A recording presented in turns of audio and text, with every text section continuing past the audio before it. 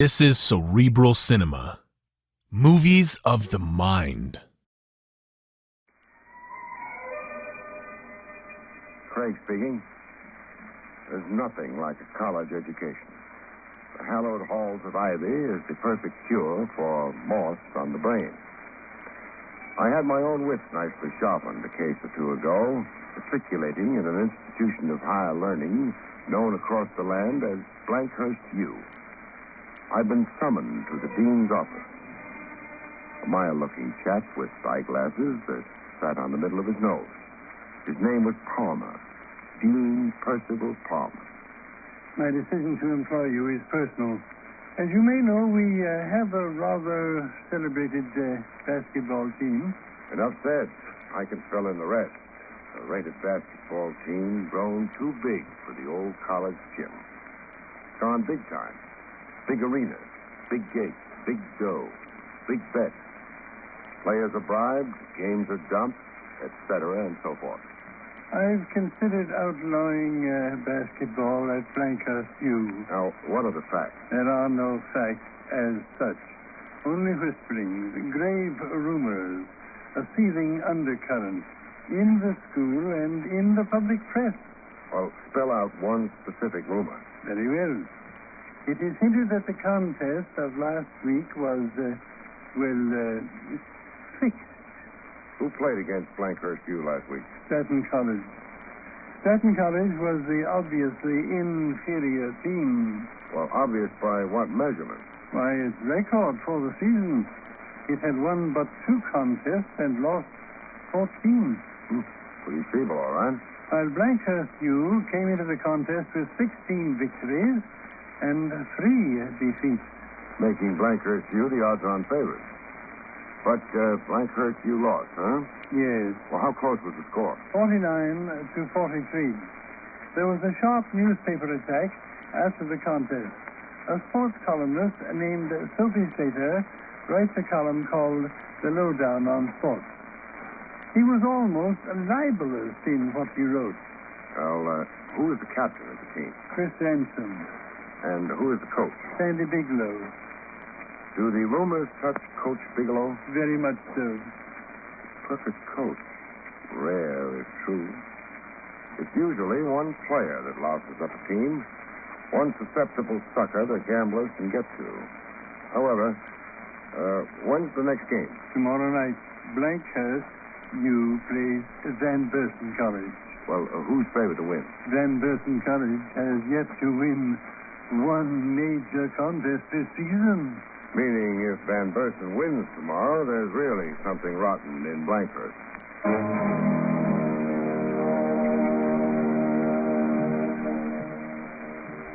The next night, I was a spectator, along with 20,000 other basketball fans. The game was played in the $1 million Bates Coliseum. Everybody invited, regardless of pedigree, nobody barred. Just pay the admission tab. Look over your shoulder and see half the graduating class of Springsteen, 1935 to 55.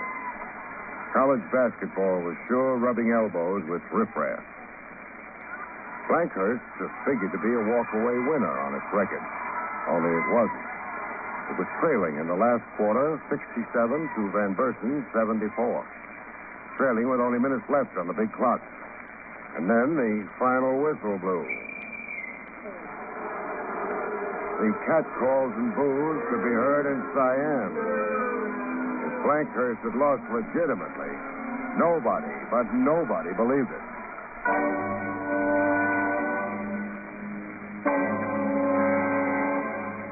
I caught the captain of the team, Chris Ransom, under the showers. A gangling youngster who stood 6 feet 6 high. Red hair and a crew cut. And freckles like somebody had splattered his face with a ripe tomato. Hey, pass me a towel, huh? Sure. Here you are. Thanks. You're to heckle me, huh? Why do you say that? You're the secret agent Dean Palmer wished on it. Well, I see my fame has preceded me. Well, whenever you're ready, Chris, I've got some questions. Well, is this going to take long? I've got a date. New chick. I can lose her to 20 other guys. Well, I'll make it free. Well, I'm holding you to that. Come on, we can sit in the locker room.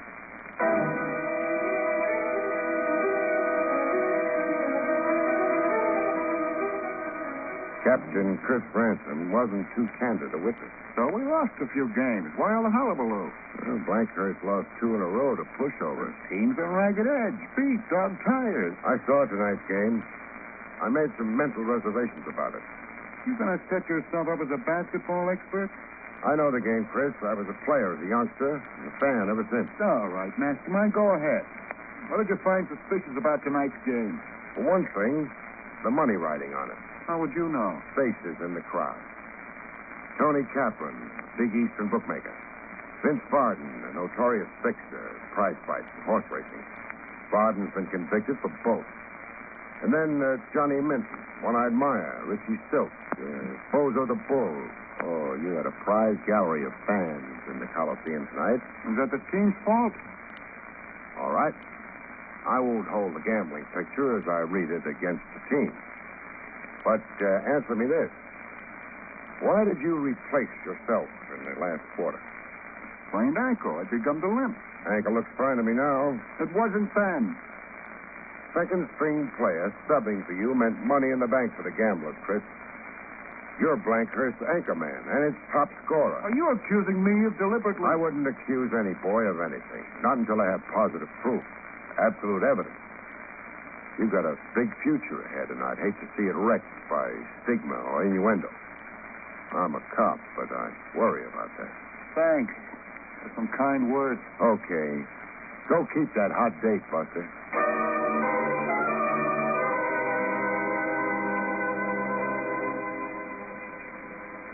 Coach Sandy Bigelow was even less cooperative, let alone friendly, than his team captain. I don't take kindly to private snoops annoying my players. Well, don't complain to me. Dean Palmer exceeded his powers in hiring you. I'm going before the Board of Trustees. Meanwhile, let's talk. I deny every rumor. I've got a bunch of fine kids. Straight as a die. Every mother's son of them. I picked up this morning's paper on the way over. A columnist named Sophie Slater gets off a few remarks. Sophie Slater? Why, the man's an irresponsible muckraker. They load down on sports. Let me read you a few lines. Last night's only Blankhurst Van Bursen winner was a betting combine. Wonder who Coach Bigelow really obliged in surprise benching of star forward Wisnowski. It's tyranny by innuendo. But I'm thick-skinned, Craig. In 20 years of coaching, I've developed a rhinoceros hide. I pay no attention to a columnist. Well, why did you bench Wisnowski? He's a show-off. He's in the race for highest scoring honors in the National Basketball. And all he thought about was swelling his total. Also, he was playing to his girl in the stands. She'd flown in from Dubuque to see her hero in action. You understand my benching him now? Yes, I do. I'm going to ask you some blunt questions, Coach. Fire away. Do you suspect any of your players of dumping? Not the one. As far as you know, has any player or players suddenly taken on a prosperous look like free spending, clothes, girls, convertibles? There's been absolutely nothing like that. Well, do you have any other blunt questions? Yeah, it's a hard one to ask. You'll probably take a punch at me. Yeah, I know the question you intend asking. Am I crooked? Am I dumping games by cleverly mishandling my team? Am I getting a payoff somewhere? I've heard it whispered. Oh, why? You hear it whispered wherever basketball is played these days. Because one or two crooked teams have been exposed, the rest of us bear the brunt. We have to pay for our innocence. Then, for the record, you denounce the rumors around about you. You're tempting me to throw that punch.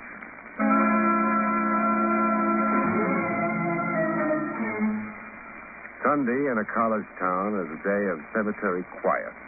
I checked into the nearest recreation lounge. The joint was the annex to a hotel, the Hotel Olympia. I had a key to room 222. The bartender, drink, please. You decide what. I want to be surprised. I was halfway through a drink advertised as Campus Conniption, 99 cents, when a gent came close enough to breathe on me. He looked more of a stranger in town than me. Beefy jowls, a stick pin with a diamond the size of a walnut, and yellow shoes. His kisser was not unfamiliar. Hello, Craig. Place the face? Yes. I didn't know the circus was in town. The New York joke's out of place here. So are you, Smiley. I got a sister living here in town. I'm visiting. Why? And we'll sit down. I'll tell you why.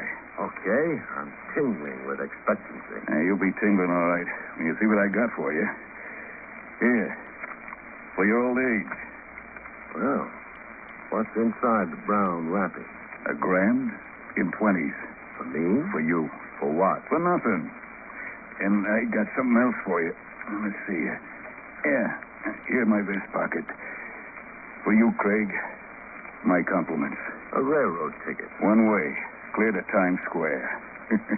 One look at you at the bar, I knew you were homesick. Your train's in an hour. Give my regards to Broadway. Very sorry, Smiley. You're gonna be foolish? I am. The boys and me are making a buck. What's it to you? Nothing. That's a job for the authorities. I'm here to crack down on fixing and fixers. Stop the corruption of a basketball squad. And you're here for nothing, Craig. There's nothing to it. No fix, no bribing players. You expect me to believe that? Sounds corny to say, I know, but we haven't been able to reach a player. We try, but no dice. Why try so hard to ship me home? We're running lucky. We don't want a jinx. So the boys made up a pool. $1,000. Get rid of you. They don't want no evil eye. If you don't grab the G, you're a sap. Put it back in your pocket, Smiley.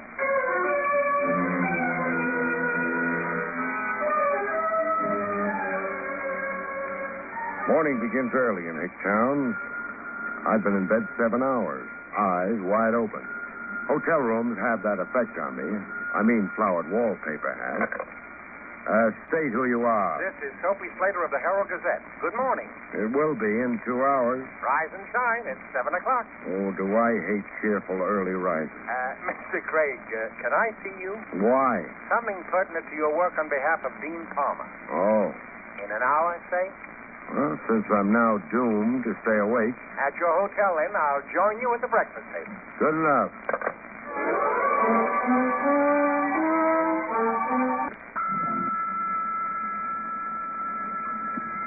Sophie Slater really did have vital confidential information. Coffee's good. Now, at least 3 games were dumped by Blankhurst Youth. Well, give me concrete proof. I got another kind of proof. Guesswork's no good, Slater. Let's not be callous about the reputations and futures of a lot of young men. Oh, I respect your sensitivity there. I hate to see any young man stigmatized, but suppose my criminal information doesn't concern any of the young men. None of the players? No player. Just the coach. Sandy Bigelow? Sandy Bigelow, yes. Now, if you'll listen. Shoot. I'm a newspaper man. I have sources of information. Now, get down to it. What information did you receive about Sandy Bigelow? That he was seen consorted with gamblers in an out-of-the-way roadhouse called the Blue Lantern, run by Gussie Daniels. Now, drive out and talk to Gussie, why don't you? You'll find her very frank and cooperative. What else against Sandy Bigelow? I have information that Bigelow made a substantial cash deposit in his bank account, the Craigmore Savings Bank. That's a bank in another county, mind you. A fact significant in itself. Who could tip you to the status of Bigelow's bank account? I'm going to be evasive about that, Craig. Somebody connected with the bank, huh? An official or a teller? I'm not answering that. Why are you giving me these facts against Sandy Bigelow? To expedite your investigation. To hurry Bigelow into jail? To accomplish that, yes. Why not use the facts yourself for an expose feature? You're a newspaper man. I tried to. My paper refused to use it. I'll write the story from the police blotter when you file arrest charges against Bigelow.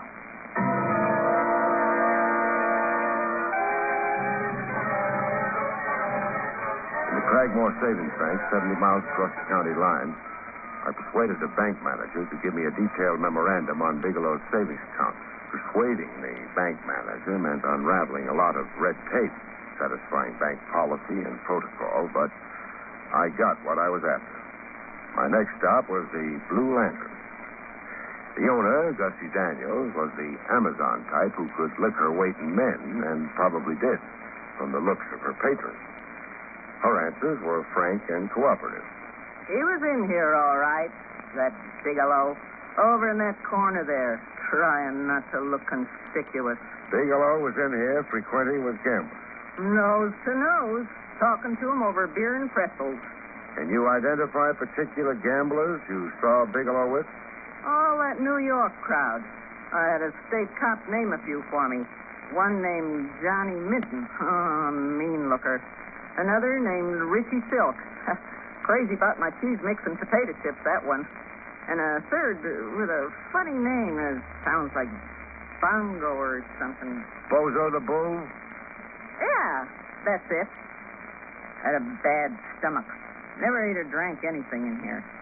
Bozo the Bull served time last year for fixing a Midwest basketball game. Well, he's right here up to his fixing tricks, and Bigelow's in with him. How often would you say Bigelow was in here? Well, twice that I've seen him, and there are nights when I'm not here. That's Wednesday and Friday when I'm babysitting from a married daughter. Ada May, that's my daughter. I'm a grandmother. Oh, great. Buy a drink, Gussie? Sure you can. Buttermilk.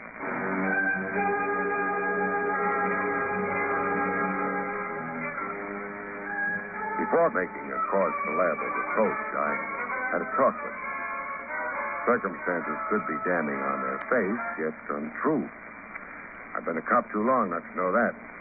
Bigelow tried explaining his meetings with known gamblers. I've nothing to be ashamed of. I sought those certain gentry out in order to warn them. Warn them of what? To keep away from my boys. You see, there'd been anonymous phone calls to Wisnowski and to Chris Ransom. Open hints of offered bribes. And both Wisnowski and Ransom reported the incidents to me. I told them to say nothing. So you met with the gamblers discreetly to tell them all? I threatened them with police action if they ever bothered my boys again. Well, you believe me, Craig? Frankly, I'm not sure I do. Why do you bank 70 miles away in Cragmore? Well, habit. I used to coach Cragmore College back in 1950, 5 years ago. I never canceled or transferred my bank account, that's all. What's your balance there now? My balance? Oh, about $1,200, I'd say. Why? Got your bank book handy? I know. In fact, I don't have it at all. It's been missing for months. Mislaid or lost. I see. Suppose I told you that your balance is more like Wait, I have a bank memorandum on it with me. Here, have a look. You're up to $6,000, Bigelow.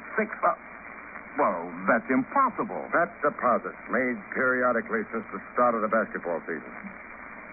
Well, what's your answer? Craig, somebody's out to incriminate me. Smear me. A frame-up. I haven't made a deposit in my Cragmore account in almost a year. Now, you're not really asking me to believe a trick was worked on you where, say, your bank book was stolen so that sneak deposits could be made, swelling your savings account. Well, if that slip you showed me is actually so, yes, I am asking you to believe exactly that.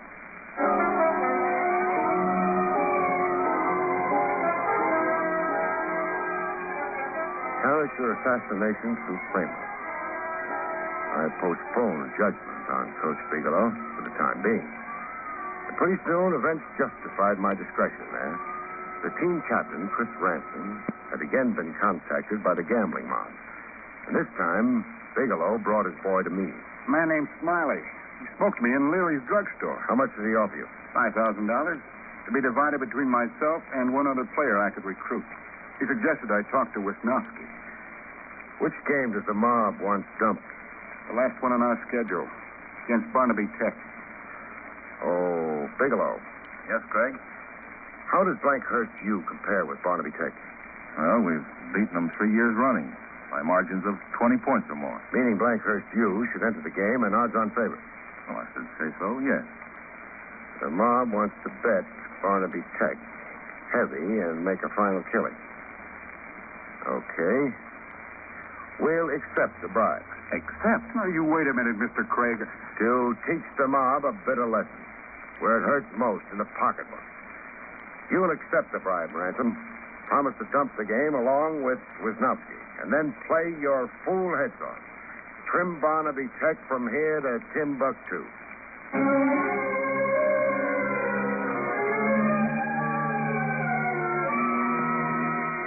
The game against Barnaby was played as scheduled. The Wisnowski and Chris Ransom played the best ball of that or any other year. They scored almost at will. At the final whistle, the score was 76-38, favoring Blankhurst. I've never seen a more shattered bunch than that gambling clique. They looked as if the specter of the breadline haunted them. The Blankhurst team got a rising ovation.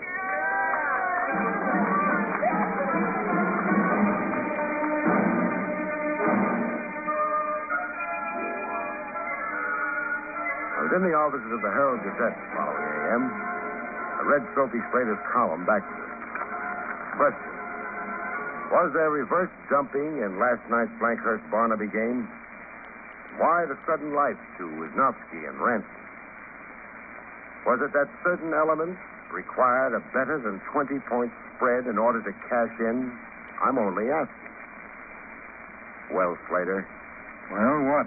Why the awful lie? Is it a lie? Malicious, deliberate, cowardly. I happen to know this time.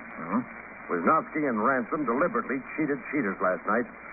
They took bribe money on my say-so, agreed to dump so far as the gamblers were concerned, but instead played to win. Why are you so passionate, anxious to smear? I've got nothing to say. Then answer this. Why have you been plotting to destroy Coach Bigelow? Destroy him by frame-up. Bigelow. Bigelow rates everything I can dish out to him. That man isn't human. Then there's a personal motive against Bigelow. What, Slater? Go on, talk. Bigelow is a paragon of virtue. Thinks of himself as a god. He sees life as a blackboard maxim. You're either very good or very bad. No shadings in between. If you're very good, he loves and adores you. If you're bad or weak or just a fool, Bigelow will crucify you. No mercy, no quarter, no human understanding. Who was it so close to you that Bigelow crucified? My son, Bob. Bob played for Crabmore College once, 8 years ago, when Bigelow coached there. Bob made a slip. Your son took a bribe. Yeah. But he didn't go through with his bargain. My son did not dump. But Bigelow never took that into consideration. The fact that my son wrestled with his conscience and won, Bigelow didn't care to hear.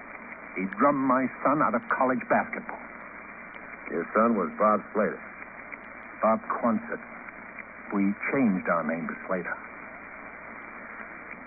There's a meeting today in Dean Palmer's office. Team, Bigelow, the college trustees, me. You be there too, Slater. We'll get all the truth there, out in the open. There's a kind of catharsis for everybody. When we're done, we let the police study the minutes of our meeting. Decide what action they want to take. You'll come, huh, Slater? Get it off your chest?